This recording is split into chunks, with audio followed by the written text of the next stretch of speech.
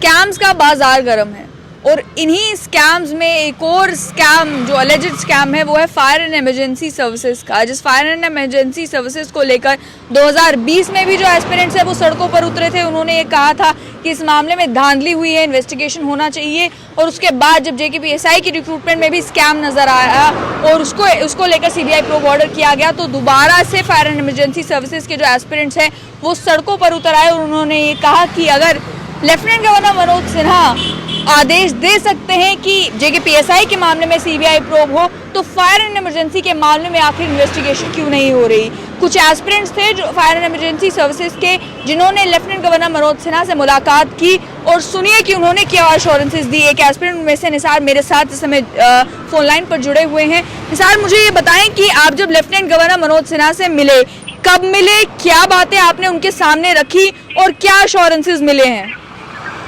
जी प्रियंका, मेरा नाम है निसार अहमद, मैं साउथ कश्मीर में रहता हूँ। हम LG साहब से मिले हैं 1 अगस्त पे, हम उससे मिले हैं। उसने हमें फुल एश्योरेंस दिया आने वाले दिनों में इस पे एक स्ट्रिक्ट एक्शन लूंगा। जो भी इसमें कॉन्फ्लिक्ट्स इन्वॉल्व होंगे उनको कड़ी से कड़ी सजा दिलाएंगे। हम गवर्नर साहब के शुक्रगुजार हैं, हम उसको मुबारकबाद पेश करते हैं आपके चैनल के माध्यम से और हम बहुत बड़े शुक्रगुजार हैं LG साहब के। उसने हमें एक वादा दिया आने वाले दिनों में हम आपको एक इंसाफ देंगे। मैम, मुझे बताएं कि आप कितने एस्पिरेंट्स थे जो लेफ्टिनेंट गवर्नर से जाकर मिले और आपने लेफ्टिनेंट गवर्नर के सामने क्या क्या वो फैक्ट्स हैं, क्या क्या वो एविडेंसेस हैं जो रखे जिसकी बुनियाद पर आपने उन्हें कन्विंस करने की कोशिश की होगी कि इस मामले में भी धांधली हुई है? जी प्रियंका, हम 4 एस्पिरेंट LG मनोज सिन्हा साहब से मिले हैं और हम उसे मतलब आपके चैनल के माध्यम से शुक्रगुजार करना चाहते हैं कि उसने हमें वहाँ पे अपॉइंटमेंट दी है और उसने हमें फेस टू फेस ये कहा कि अभी तक ये फाइल मेरे पास नहीं पहुँची है। फर्स्ट टाइम ये फाइल मेरे पास पहुँची है। उसमें सारे एविडेंस, उसमें आई विटनेस भी था और उसमें पेपर लीकेज के पेपर सब कुछ जो हमारे पास एविडेंस है वो आई विटनेस जो उसके नाम हमने उसको वो दे दिया। और उसने हमें ये कहा कि मैं आपको आने वाले दिनों में इस पे एक स्ट्रिक्ट एक्शन लूंगा मैं, तो आप टेंशन मत लो, आने वाले दिनों में हम आपको इस पे स्ट्रिक्ट एक्शन लूंगा। We are very highly thankful to LG साहब as he told us that strict action will be taken against whosoever is found involved in this big scam। Ma'am, मुझे बताएं निसार कि क्या उन्होंने बताया कि इन्वेस्टिगेशन कब शुरू होगी या इन्वेस्टिगेशन के लिए आदेश दे दिए उन्होंने उसी समय? आने वाले दिनों में मैं इसमें स्ट्रिक्ट एक्शन लूंगा। आप लोगों को मैं इंसाफ दूंगा कि इसमें जो धांधली कहा, उसने ये कहा कि मैं इसमें जांच करूंगा कहाँ पे इसमें धांधली हुई है। जो भी इसमें क्वालिफिकेटिव इन्वॉल्व होंगे हम उनको कड़ी से कड़ी सजा देंगे और आपको हम इंसाफ देंगे। हम गवर्नर साहब के बहुत बड़े शुक्रगुजार हैं। हम गवर्नर साहब के फैन बन चुके हैं क्योंकि हमें एक उम्मीद की एक किरण जागी उस टाइम जब उसने PSI में एक इन्वेस्टिगेशन बिठाई 3 मेंबर की कमेटी। हमें एक किरण नजर आई और हमने उसने कहा कि मैं करप्शन के खिलाफ हूँ, मैं आप लोगों को इंसाफ दूंगा और हम उसको बहुत शुक्रगुजार, हम उसको बहुत शुक्रिया करते हैं आपके चैनल के माध्यम से। मैम, क्या आप भी CBI प्रोब की मांग कर रहे हैं या आप कहते हैं कि कोई भी इंक्वायरी कमेटी बैठे लेकिन कम से कम इन्वेस्टिगेट किया जाए कि कौन लोग जिम्मेदार हैं, इस मामले में भी धांधली हुई है या नहीं हुई है? मैम, गवर्नर साहब LG Manoj Sinha is decision maker. जो वो करेगा हमारे सराहों के हैं वो हम मानेंगे। अगर इसमें CBI इन्वेस्टिगेशन बिठाई जाएगी वो सबसे अच्छा रहेगा। मैम, तो आपने सुन लिया कि फायर एंड इमरजेंसी सर्विसेज के कुछ एस्पिरेंट्स जाकर लेफ्टिनेंट गवर्नर मनोज सिन्हा से मिले और उन्होंने एश्योरेंस दी है कि स्ट्रिक्ट एक्शन लिया जाएगा अगर इस मामले में भी धांधली निकल कर आती है।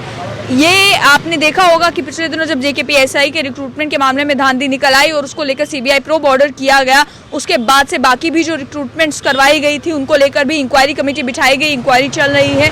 और अब फायर एंड इमरजेंसी सर्विसेज हो या अन्य जो रिक्रूटमेंट्स है, जिन रिक्रूटमेंट के मामलों में एस्पिरेंट्स का ये कहना था कि इन मामलों में भी स्कैम हो सकता है, इन मामलों में भी धांधलियां हो सकती हैं, वो भी सड़कों पर उतर कर आए। इनको लेकर फायर एंड इमरजेंसी सर्विसेज की खासतौर पर अगर बात की जाए तो भारतीय जनता पार्टी के स्पोक्स पर्सन और सीनियर एडवोकेट अभिनव शर्मा ने भी रिपीटेडली ये कहा कि फायर एंड इमरजेंसी के मामले में भी धांधलियां हुई हैं, लेकिन फर्क बस इतना है कि उस मामले को इतना हाईलाइट नहीं किया गया जिस समय किया जाना चाहिए था। लेफ्टिनेंट गवर्नर तक बात पहुंची होती तो उस मामले में भी इन्वेस्टिगेशन ऑर्डर कर दी जाती। और अभी वही एस्पिरेंट्स का कहना है कि अश्योरेंस उन्हें मिली है कि इस मामले में कुछ ही दिनों में इन्वेस्टिगेशन शुरू कर दी जाएगी और अगर फायर एंड इमरजेंसी सर्विसेज के मामले में भी धांधलियां निकल कर आती हैं तो कहा गया है कि strict action will be taken. ये strict action will be taken, आपको याद होगा कि जहां तक फाइनेंस अकाउंट असिस्टेंट का मामला था, जब ये ट्वीट करके बताया गया कि इंक्वायरी इस मामले में चल रही है, तभी इन्हीं अल्फाजों का इस्तेमाल किया गया था कि strict action will be taken. लेकिन